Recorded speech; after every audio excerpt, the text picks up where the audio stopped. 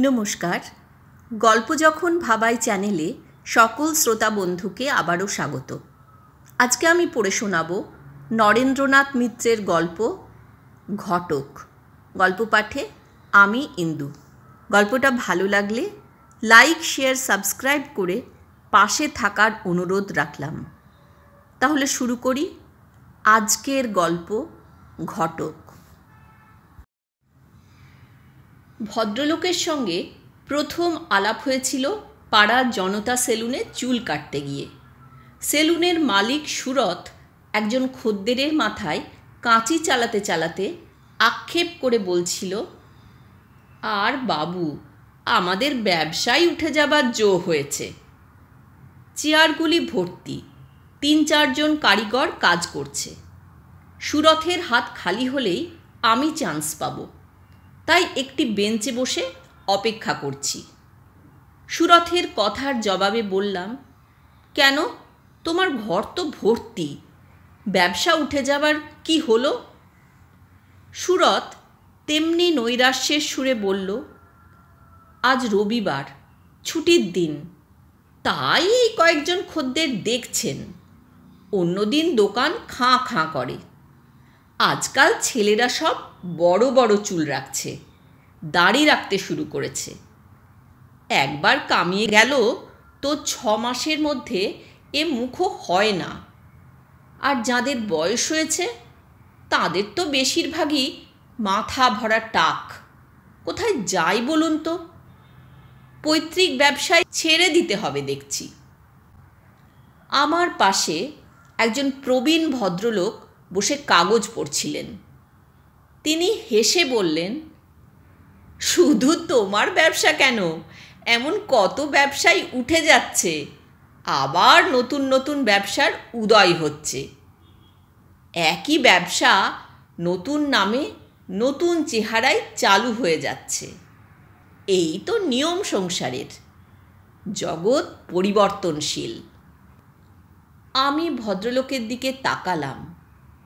ওরও যথেষ্ট বয়স হয়েছে, মনে হয় 70-72 কম হবে না। তবে মাথায় একটুও টাক পড়েনি।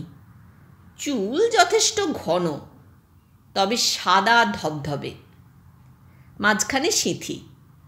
উনিও বোধহয় অনেক দিন সেলুনে আসেননি। বেশ বড় হয়েছে চুল। ভদ্রলোকের চেহারাটি ভারী সুন্দর। এই বয়সেও গায়ের রং ম্লান হয়নি। আমাদের এই কৃষ্ণকায়ের দেশে এমন উজ্জ্বল গৌরবর্ণ বড় একটা দেখা যায় না। চোখা নাক, এখন একটু সামনের দিকে ঝুলে পড়েছে মনে হয়। চোখ দুটি বড় বড়। দৃষ্টিশক্তি কতটা আছে বাইরের থেকে বোঝা যায় না। তবে চশমা পরেননি। মুখের গড়ন লম্বাটে ধরনের, দাড়ি গোঁফ নিখুঁতভাবে কামানো। বুঝতে পারলাম তিনি শুধু চুল কাটতেই সেলুনে এসেছেন। প্রাত্যহিক ক্ষৌরকর্ম নিজের হাতে করেন। পরনে খয়েরি রঙের লুঙ্গি, গায়ে সাদা পাঞ্জাবি, কিন্তু এতেও ওকে বেশ মানিয়েছে। ভদ্রলোকের কথার জবাবে সুরত বলল, ছেলেরা চুল দাড়ি রাখতে শুরু করায় আমাদের মতো আর কোন কোন ব্যবসায় এমন ক্ষতি হচ্ছে বলুন তো? ভদ্রলোক বললেন, ঠিক চুল দাড়ি রাখার জন্যে নয়, তবে অন্য কারণে অনেক ব্যবসায় উঠে যাচ্ছে। যেমন ধরো, বামুনদের গুরুগিরি, পুরুতগিরি, লোকের মন্ত্রতন্ত্রে পুজো আর্চায় বিশ্বাস কমে যাচ্ছে। ফলে গুরু পুরুতের সংখ্যাও কমছে। বামুন মানে এখন শুধু রাঁধুনি বামুন, তাও বাঙালি বামুন পাওয়া শক্ত। তারপর দেখো ঢুলি সম্প্রদায়, বিয়েতে অন্নপ্রাশনে তাদের ডাক পড়ে না। এক সর্বজনীন পুজোর প্যান্ডেলে তাদের অল্প স্বল্প দেখি। সমাজ থেকে তারাও সরে যাচ্ছে, অন্য কাজকর্ম করে সংসার চালাচ্ছে। আগে ধোপারা চাকরান খেত, পরামানিকেরা চাকরান খেত। এখন আর সেসব নেই। এখন শহরে বাড়ুজ্জে চাটুজ্জেরা লন্ড্রি খুলে বসেছে। সেলুন অবশ্য এখনও অন্য জাতের হাতে যেতে দেখিনি, কিন্তু মেয়েদের হেয়ার ড্রেসিং চালাবার জন্যে দু একজন উচ্চবর্ণের উচ্চশিক্ষিতা মহিলা নেমে পড়েছেন শুনেছি। সুরত বলল, বুঝতে পারছি বাবু, আমাদের ব্যবসাও হাতছাড়া হলো বলে। জাত ব্যবসা ছাড়া আর কোনো কাজকর্ম জানি নে, কী করে যে খাবো সেই হয়েছে চিন্তা। ভদ্রলোক সুরথের কথার কোনো জবাব না দিয়ে আমার দিকে তাকিয়ে বললেন, তারপর দেখুন এই ঘটকগিরি, সে ব্যবসাটাও এখন খবরের কাগজের অফিসে চলে গেছে। পাত্রপাত্রী খুঁজতে হলে লোকে এখন কাগজে বিজ্ঞাপন দেয়, আর যারা লাভ ম্যারেজ করে তাদের তো কথাই নেই। চেষ্টা করলেও শহরে একজন ঘটক খুঁজে পাবেন না আজকাল। সুরথের হাত খালি হয়েছিল। সে এবার আমাদের দুজনের দিকে চেয়ে বলল, আপনারা কেউ একজন এবার দয়া করে আসুন। পরেশের হাতও এক্ষুনি খালি হবে, তখন আর একজন ওর চেয়ারে বসতে পারবেন। আমি ভদ্রলোকের দিকে চেয়ে বললাম, আপনি যান। তিনি বললেন, আরে না না, সে কি হয়, আপনি এখানকার মানিগুণী মানুষ, আপনি আমাকে চেনেন না, কিন্তু আপনাকে আমি বিলক্ষণ চিনি। আমি হেসে বললাম, পেহলে আপ করতে করতে তৃতীয় আর একজন এসে চেয়ার দখল করে ফেলবে। আপনি যান, আপনি বয়োজ্যেষ্ঠ। তিনি বললেন, আরে মশাই, বয়সটাই কি সব? বয়স হলেই কি মানুষের গুণযোগ্যতা বাড়ে? না দোষ ত্রুটিগুলো ছেড়ে যায়? বয়স বাড়াবার জন্যে কোনো চেষ্টা করতে হয় না, চুলদাড়ির মতো তা আপনা আপনি বেড়ে ওঠে। ভদ্রলোক গিয়ে সুরথের খুরকাঁচির নিচে মাথা পাতলেন। একটু বাদে আমি গিয়ে বসলাম পরেশের চেয়ারে। প্রায় একই সঙ্গে দুজনে উঁচু চেয়ার থেকে নেমে পড়লাম। নামবার আগে চুল পছন্দ মতো ছাঁটা হয়েছে কিনা ভদ্রলোক ভালো করে দেখে নিলেন।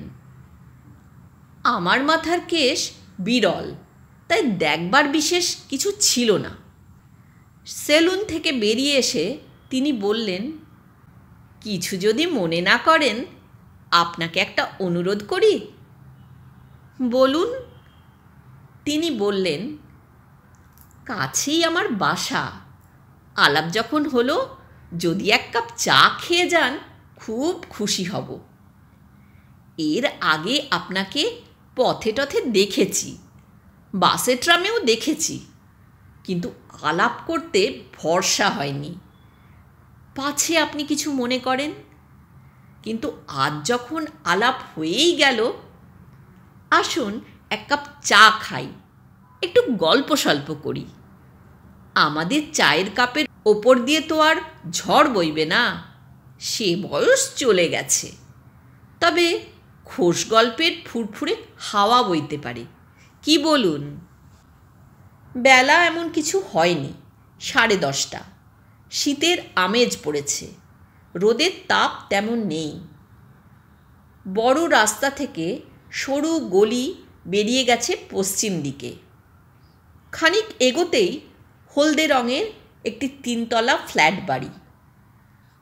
ভদ্রলোক, ইতিমধ্যে আমি তার নাম জেনে নিয়েছি, সত্যপ্রসাদ চক্রবর্তী, আমাকে সর্বোচ্চ তলায় নিয়ে গেলেন। পকেট থেকে চাবির রিং বের করে ঘরের তালা খুললেন। আমি বাইরে দাঁড়িয়ে একটু ইতস্তত করতে সত্যবাবু সোল্লাসে আমন্ত্রণ জানালেন, আসুন, আপনার সংকোচের কিছু নেই, এ ঘরে আর কেউ থাকে না, এ গৃহ নারী ভূমিকা বর্জিত। জানি নে এ কথা শুনে আপনি নিশ্চিন্ত হবেন না দমে যাবেন। ভিতরে ঢুকলাম। ঘরখানা খুব ছোট নয়, বড়ও নয়, মাঝারি আকারের। সিঙ্গল বেডের একখানি খাট, দেয়াল ঘেঁষে একটি স্টিলের আলমারি, জামা কাপড় রাখার আলনা, মুখোমুখি বসবার জন্যে দুটি সোফা, মাঝখানে সেন্টার টেবিলের ওপর চিনেমাটির রূপালি অ্যাস্ট্রে। আমি যে ঘরের আসবাবপত্রগুলি দেখে নিচ্ছি, সত্যবাবু তা লক্ষ্য করে হেসে বললেন, দেখছেন কি, কৌপিনকা ওয়াস্তে মালপত্র কম জড়ো হয়নি। হবেই বা না কেন?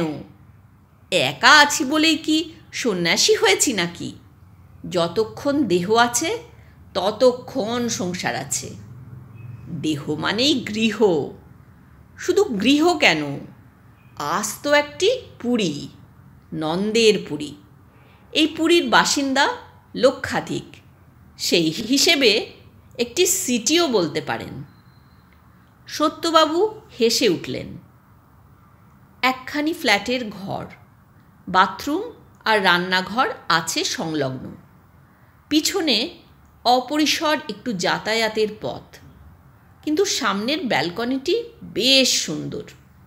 সত্যবাবু বললেন, এখানে দাঁড়ালে বড় রাস্তার খানিকটা দেখতে পাবেন। আদি নয়, অন্ত নয়, শুধু মধ্যভাগ। আমরা তো শুধু সেইটুকু দেখবারই অধিকারী। আগে এখানে দাঁড়িয়ে বাস চলাচলও দেখা যেত, এখন তো আর বাস চলে না। সিএমডি এর কৃপায় সব এখন খানাখন্দে ভরে উঠেছে। এরপর সত্যবাবু 2 কাপ চা করে নিয়ে এলেন। আমি বললাম, আহা, আপনি নিজে কেন এসব করছেন? সত্যবাবু আমার সামনে সোফায় বসে বললেন, নিজে করব না তো লোক লস্কর কোথায় পাবো বলুন তো? একটু আগে আপনাকে বলেছি এ ঘরের আমি গৃহী, আমি গৃহিণী।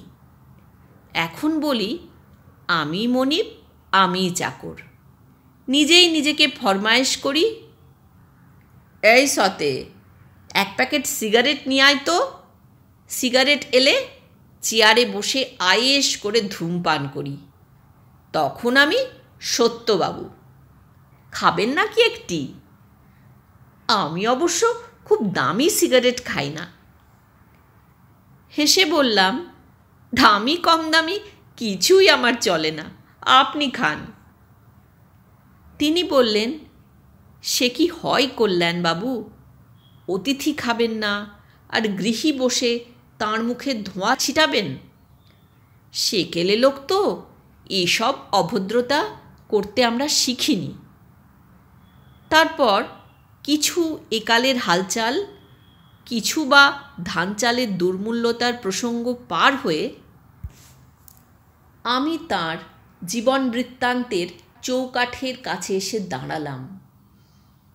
জিজ্ঞেস করলাম, আপনি কি কোনো অফিসে কাজ করেন? সত্যবাবু বললেন, খেপেছেন? এমন দয়ালু মালিক কে আছেন এই বুড়ো বয়সেও আমাকে কাজে রাখবেন? বললাম, বেসরকারি অফিসে টফিসে আপনার চেয়েও বেশি বয়সীদের কাজ করতে দেখেছি। তিনি বললেন, সে তো মালিকের অনুগ্রহের ওপর বেঁচে থাকা। একটিমাত্র পেট, তার জন্যে অন্যের এত দয়া ভিক্ষে করতে যাব কেন? বেসরকারি নয়, আমি বরং পরোক্ষভাবে সরকারি কাজেই জড়িত। কৌতূহলী হয়ে বললাম, কী রকম? সত্যবাবু বললেন, লাইফ ইন্স্যুরেন্সের দালালি করি। জীবন বীমা এখন তো সরকার বাহাদুরের, কারো ব্যক্তিগত সম্পত্তি নয়, জাতীয় সম্পদ। বীমার দালাল শুনে ভয় পাচ্ছেন না তো? ভাবছেন না তো একটি ইন্স্যুরেন্স করাবো বলেই আপনাকে ভুলিয়ে টুলিয়ে বাড়িতে ডেকে নিয়ে এসেছি? চা খাওয়াচ্ছি, গল্পের ফাঁদ পেতে বসেছি পাখি ধরবার জন্যে। হেসে বললাম, তা কেন ভাবব? চতুর শিকারী চেনেন কোন পাখির প্রাণ আছে, কোন পাখি মরা, কোন পাখি আধমরা। সত্যবাবু আমার দিকে তাকালেন, বললেন, তা চেনেন বই কি। আগে বিমার দালাল দেখলে লোকে ভয়ে পালাতো। গ্রামের দিকে এমন কুসংস্কারও ছিল, লাইফ ইন্স্যুর করলেই লোকে মারা যায়। এখন অবশ্য দিনকাল বদলেছে। আমি এজেন্সি নিয়েছি অনেক পরে, আমার লেট এজে। বাবা মার আশীর্বাদে যাই হোক, দুটো খেয়ে পড়ে তো আছি। অনেক কিছুই করেছি। পৈতৃক ব্যবসা ছিল ঘটকালির, তাতেও কিছুদিন শিক্ষানবিশি করেছি।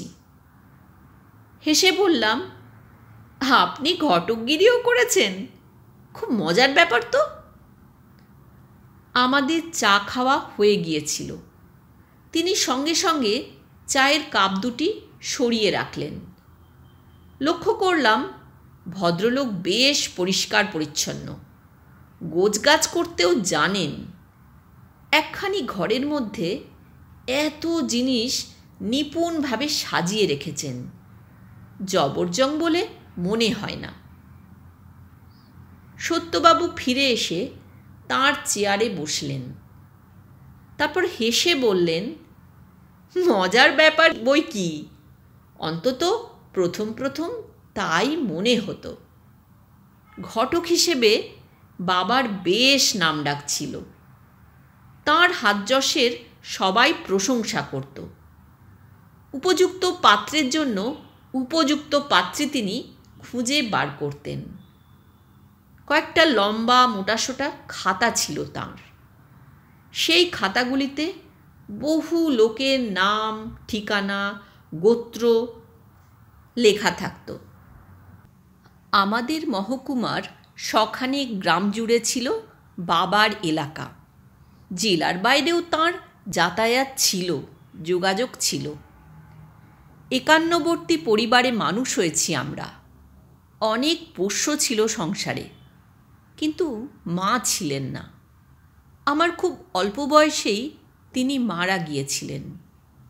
তখনকার দিনে এক স্ত্রী থাকতেই কেউ কেউ দ্বিতীয় স্ত্রী ঘরে আনতেন, কিন্তু স্ত্রী মারা যাওয়ার পরে বয়স থাকা সত্ত্বেও বাবা আর দ্বিতীয়বার বিয়ে করলেন না। আমার দুই দিদির অল্প বয়সেই বিয়ে হয়ে গেল।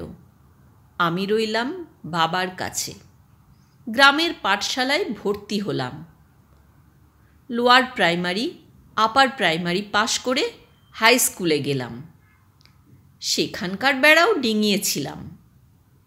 বাবা বসে বসে বরপক্ষ কনেপক্ষের সঙ্গে কথাবার্তা বলতেন, দুই পক্ষের দেনা পাওনার সামঞ্জস্য করে দিতেন। আমি বসে বসে শুনতাম। আমার খুব কৌতূহল হতো। কাছাকাছি কোথাও যেতে হলে বাবা মাঝে মাঝে আমাকে সঙ্গেও নিয়ে যেতেন।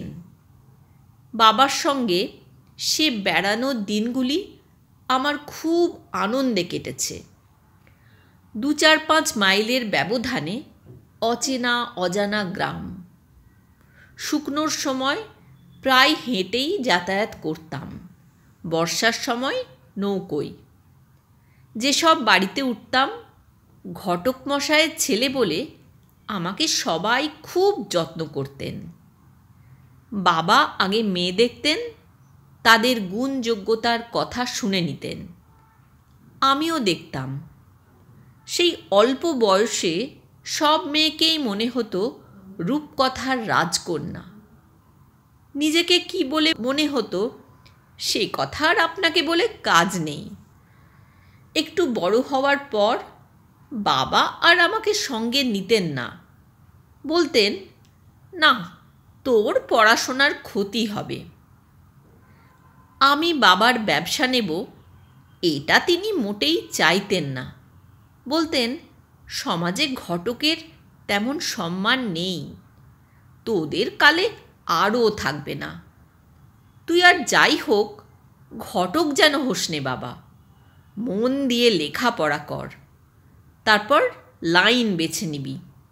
ডাক্তার হবি কি উকিল হবি, বড় বড় চাকরির দিকে যদি যাস জজ হবি কি ম্যাজিস্ট্রেট হবি, কিন্তু খবরদার ঘটকালির ব্যবসা কখনো নিস নে। বাবার আশা আমি মেটাতে পারিনি, তবে তিনি আমার সম্বন্ধে পুরোপুরি হতাশ হবার আগেই ইহলোক থেকে বিদায় নিয়েছিলেন। বিশেষ দুঃখ পেয়ে যাননি। তিনি বিদায় নেওয়ার পর আমরা খুব দুঃখ দুর্দশায় পড়েছিলাম। বাবা নগদ টাকা কিছু রেখে যেতে পারেননি, ক্ষেত খামারও কিছু ছিল না, যা আনতেন তাই ব্যয় করতেন। তিনি চলে যাবার পর জয়েন্ট ফ্যামিলি ভেঙে টুকরো টুকরো হয়ে গেল। আমি কলেজে ভর্তি হয়েছিলাম, কিন্তু কাকারা কেউ পড়ার খরচ চালাতে রাজি হলেন না। বললেন, এবার চাকরি বাকরি খুঁজে নাও। খুঁজলেই যেন চাকরি মেলে। এখনকার মতো এমন বেকার সমস্যা তখন ছিল না, কিন্তু কিছু চেষ্টা চরিত্র খোঁজ খবর তো করতেই হয়। আমি তা পারিনি, কিন্তু চারপাশের দলবল আমাকে খুঁজে নিল। বুঝতেই পারছেন, দলে আদর্শবাদীদের ভিড় ছিল না। একটা যাত্রার দলেও যোগ দিয়েছিলাম, কিন্তু বেশি দিন থাকতে পারিনি। কেন? সেখানে আমাকে রানী সাজতে হতো। আমি হেসে উঠলাম। সত্যবাবু বলতে লাগলেন, চেহারাটা ভালো ছিল বলে দলের অধিকারী কিছুতেই আমাকে পুরুষের পাঠ দিতেন না, কাকুতি মিনতি করতেন মেয়ে হবার জন্যে। পৌরাণিক ঐতিহাসিক নাটকে ছোট রানী কি রাজকন্যা, আর সামাজিক বইতে নায়িকার ভূমিকা আমার বাঁধা ছিল। সেই অর্ধনারীশ্বর মূর্তি সারা জীবনের জন্যে রয়ে গেল। সেই যে নারী এসে আমার ভিতরে ঢুকলেন, তিনি সেখান থেকে বেরিয়ে এসে আর বাইরে মুখ দেখালেন না। বললাম, আপনার ঘটকালির কথা বলুন এবার। আপনার বাবার নিষেধ সত্ত্বেও এই ব্যবসায় কেন নেমেছিলেন? ছাড়লেনই বা কেন? সত্যবাবু বললেন, সে এক বিরাট ইতিহাস। আপনার দেরি হয়ে যাচ্ছে না তো? বললাম, না না। তিনি বললেন, আপনি না বললে কি হবে, ঘড়িতে অন্য কথা বলছে। আমার জীবনচরিতের পকেট এডিশনই আজ আপনাকে উপহার দিই। এর পরেও যদি আপনার কৌতূহল বজায় থাকে, রয়্যাল এডিশনটা না হয় পরে একদিন আপনার হাতে তুলে দেব। স্রোতের কুটোর মতো ভাসতে ভাসতে একসময় কলকাতার বাসায় এসে ঠেকলাম। পার্টিশনের আগেই এসেছিলাম। যুদ্ধের সময়ে দু একটা অস্থায়ী মিলিটারি অফিসে কাজ নিয়েছিলাম। যুদ্ধ মেটার পর সে চাকরি চলে গেল। তখন এক বন্ধুকে পার্টনার করে খুললাম প্রজাপতির অফিস। বাবা নিষেধ করলে কি হবে, ঘটকালিটা আমার রক্তের মধ্যে, সেইটা যাবে কোথায়? তবে বাবার মতো ছাতা লাঠি বগলে নিয়ে গ্রামে গ্রামে ঘুরে বেড়াইনি। শহরের বুকের ওপর দোতলা বাড়িতে টেবিল চেয়ার সাজিয়ে অফিসের মালিক হলাম। বেয়ারা, কলিং বেল, ফাইলপত্র সবই আছে।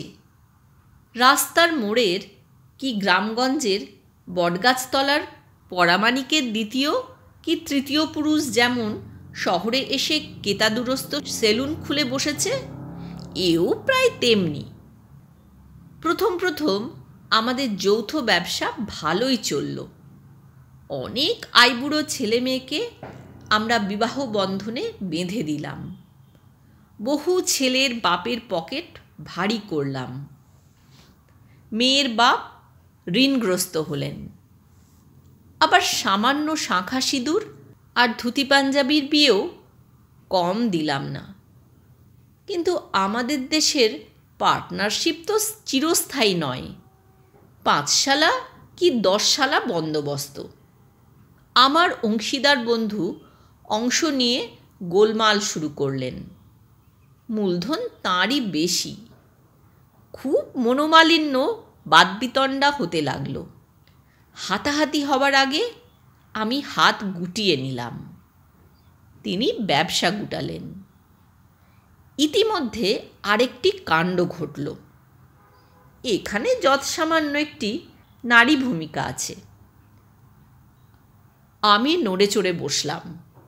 সত্যবাবু আমার উৎসাহ দেখে একটু হাসলেন।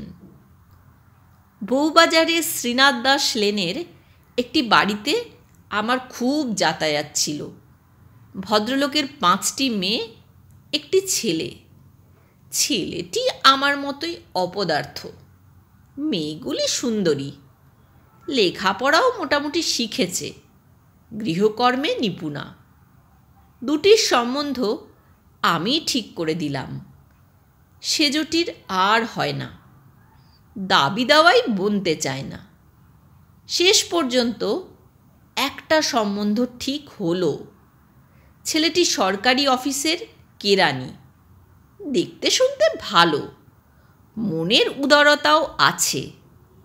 কিন্তু পাকা দেখার পরে এক দুর্ঘটনা ঘটল। বাস দুর্ঘটনায় ছেলেটি গেল মারা। পাড়ায় কুচুটে লোকের অভাব ছিল না। অলক্ষণে বলে মেয়েটির অপবাদ রটে গেল।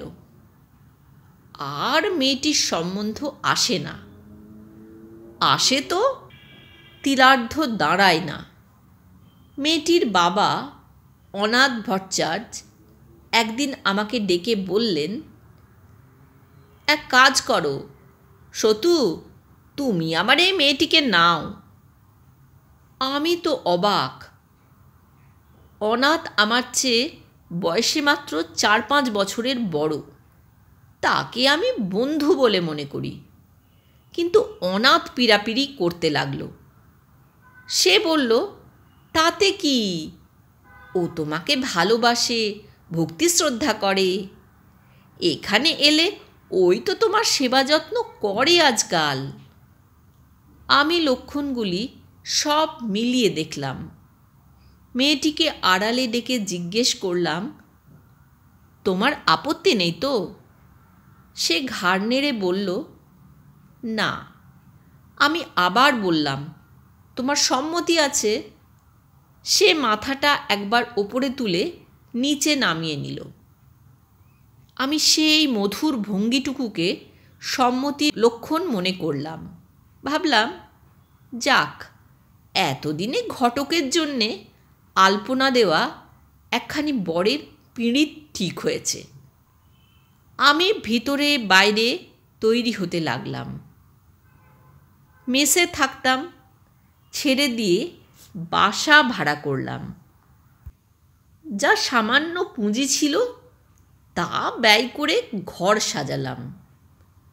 শ্বশুরের কাছ থেকে তো কিছু আর নিতে পারবো না। তারপর দিনক্ষণ ঠিক করতে গিয়ে দেখি পাত্রী উধাও। পাড়ার একটি ভিন্ন জাতের যুবকের সঙ্গে অনাথের সেই পরমা সুন্দরী সেজ মেয়েটি পালিয়েছে। যার সঙ্গে পালিয়েছে সে এমন কিছু বিদ্বান নয়, রূপবানও নয়, অর্থবান তো নয়ই। টিউশনি করে দিন চালায়।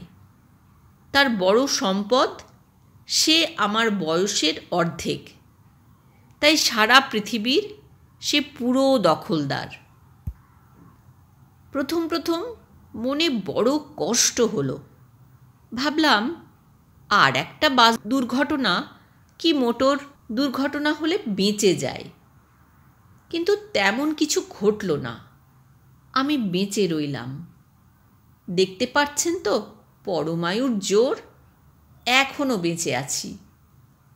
ঘটকালিতে সেই থেকে ইস্তফা দিলাম। তবে জীবনটা একেবারে মরুভূমি হয়ে যায়নি। বিমার কাজকর্ম মোটামুটি ভালোই চলছে।